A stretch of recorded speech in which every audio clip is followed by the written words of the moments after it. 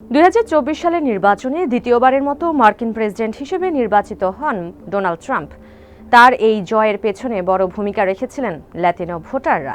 দীর্ঘদিন ডেমোক্র্যাটদের সমর্থন হিসেবে পরিচিত এই ভোটারদের প্রায় 46% 2024 সালে ট্রাম্পকে ভোট দেন। এর আগে যুক্তরাষ্ট্রের ইতিহাসে কোনো রিপাবলিকান প্রার্থী এত বেশি ল্যাটিনো ভোট পাননি।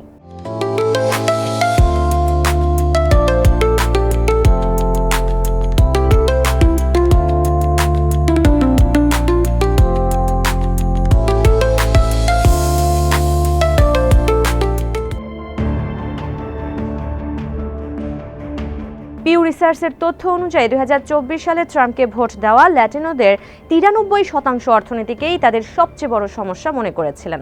বিশেষ করে বাইডেন প্রশাসনের শেষ বছরগুলোতে মূল্যস্ফীতি ও নিত্য প্রয়োজনীয় পণ্যের দাম বেড়ে যাওয়ায় তারা ডেমোক্র্যাটদের থেকে মুখ ফিরিয়ে ট্রাম্পের দিকে ঝুঁকেছিলেন। কিন্তু ক্ষমতায় ফেরার এক বছরের মাথায় সেই সমর্থনের ভিত নড়বড়ে হতে শুরু করেছে। প্রত্যাশা আর বাস্তবতার ফারাক এখন নতুন করে প্রশ্ন তুলছে, এই পরিবর্তন কি সত্যিই তাদের জীবনে স্বস্তি এনেছে? ব্রিটিশ সংবাদ সংস্থা বিবিসির মার্কিন অংশীদার সিবিএস নিউজের সাম্প্রতিক জরিপ বলছে, ল্যাটিনোদের মধ্যে ট্রাম্পের প্রতি সমর্থন নেমে এসেছে 38%। ফেব্রুয়ারি শুরুতে যা ছিল প্রায় 49%, অর্থাৎ মাত্র কয়েক মাসেই উল্লেখযোগ্য পতন। ট্রাম্প প্রশাসনের দাবি, যুক্তরাষ্ট্রে গ্যাসের দাম কমেছে, শুল্ক থেকে রাজস্ব বেড়েছে এবং বিদেশি বিনিয়োগও বাড়ছে। তবে সাম্প্রতিক জরিপগুলো বলছে ভিন্ন কথা। ল্যাটিনো ভোটারদের এক অংশের মতে বাজারের দাম এখনও অনেক বেশি, চাকরি পাওয়া কঠিন, আর চাকরি পাওয়া গেলেও সেই আয় দিয়ে দৈনন্দিন সব খরচ চালানো কষ্টের। সিবিএস নিউজের জরিপে দেখা গেছে 61% ল্যাটিনো ট্রাম্পের অর্থনীতি পরিচালনার বিষয়ে অসন্তোষ প্রকাশ করেছেন, আর মূল্যস্ফীতি মোকাবেলায় তার ভূমিকার প্রতি অসন্তোষের হার আরও বেশি, 69%। 2025 সালের ডিসেম্বরে টানা দ্বিতীয় মাসের মতো যুক্তরাষ্ট্রের মুদ্রাস্ফীতি 2.7%-এ দাঁড়িয়েছে, যা ফেডারেল রিজার্ভের লক্ষ্য ছাড়িয়ে গেছে। মূলত খাদ্য ও আবাসন ব্যয় বৃদ্ধি এর প্রধান কারণ, অর্থাৎ দাম কমছে না, বরং আগের তুলনায় ধীরগতিতে বাড়ছে। আর এই বাস্তব অভিজ্ঞতাই ল্যাটিনো ভোটারদের মধ্যে দিন দিন হতাশা বাড়াচ্ছে। ট্রাম্প প্রশাসন অর্থনৈতিক সংকটের জন্য বারবার বাইডেন প্রশাসনকেই দায়ী করে আসছে। বাস্তবেও 2022 সালের মাঝামাঝি জো বাইডেনের সময়ে যুক্তরাষ্ট্রের মুদ্রাস্ফীতি 40 বছরের মধ্যে সর্বোচ্চ 9.1%-এ পৌঁছেছিল। কোভিড-19 মহামারীর পর বিশ্বজুড়ে অর্থনৈতিক অস্থিরতাও এর পেছনে বড় কারণ।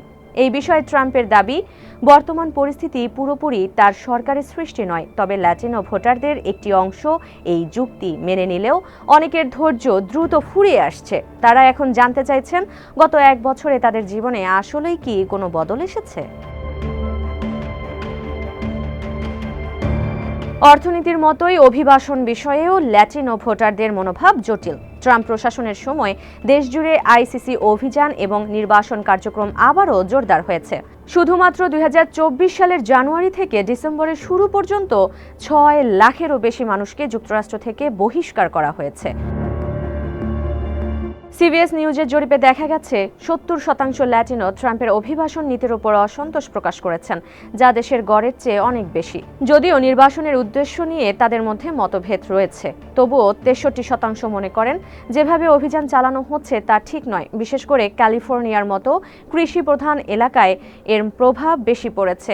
অনেক শ্রমিক ভয় পেয়ে কাজে আসতে পারছেন না, যার কারণে ফসল নষ্ট হচ্ছে এবং উৎপাদন কমছে। তবে ল্যাটিনো সম্প্রদায়ের সবাই ট্রাম্পের দিকে পুরোপুরি মুখ ফিরিয়ে নেননি। তাদের মধ্যে অনেকেই মনে করেন কঠোর অভিবাসন নীতি বৈধ অভিবাসী ও আমেরিকান নাগরিকদের চাকরি এবং আয় রক্ষা করে। একদিকে তারা সহানুভূতিশীল, অন্যদিকে নিজের অর্থনৈতিক নিরাপত্তার কথাও ভাবছেন। তাই এই দ্বৈত মনোভাবই ল্যাটিনো ভোটারদের রাজনীতিকে আরও জটিল করে তুলছে। রাজনৈতিক বিশ্লেষকরা বলছেন, ট্রাম্প প্রশাসনের জন্য ল্যাটিনো ভোটারদের সমর্থন ধরে রাখা এখন বড় চ্যালেঞ্জ। যুক্তরাষ্ট্রের ল্যাটিনো ভোটাররা সবচেয়ে বড় অশ্বেতাঙ্গ ভোটার, গ্রুপ সংখ্যায় 3.5 কোটিরও বেশি।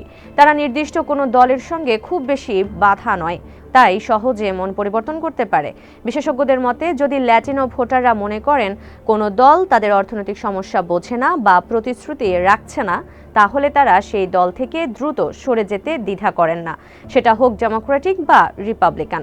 এই বছরের শেষের দিকে মধ্যবর্তী নির্বাচনের আগে যদি ট্রাম্প প্রশাসন এই অসন্তোষ কমাতে না পারে, তাহলে ট্রাম্পের জন্য ল্যাটিনো সমর্থন ধরে রাখা কঠিন হতে পারে। 2024 সালে যে ল্যাটিনোদের ভোটার ট্রাম্পকে আবারও ক্ষমতায় এনেছিল, সেই ভোটাররাই এখন তার প্রশাসনের সবচেয়ে বড় রাজনৈতিক চ্যালেঞ্জ হয়ে দাঁড়িয়েছে। অর্থনীতি এবং অভিবাসন, এই দুই ইস্যুতে বাস্তব অভিজ্ঞতা যদি তাদের প্রত্যাশা পূরণ না করে, তাহলে তাদের সমর্থন দ্রুত কমতে পারে। এই মুহূর্তে ট্রাম্পের সামনে সবচেয়ে বড় প্রশ্ন একটাই, যে ভোটাররা তাকে ক্ষমতায় ফিরিয়েছিলেন, তাদের বিশ্বাস কি তিনি ধরে রাখতে পারবেন?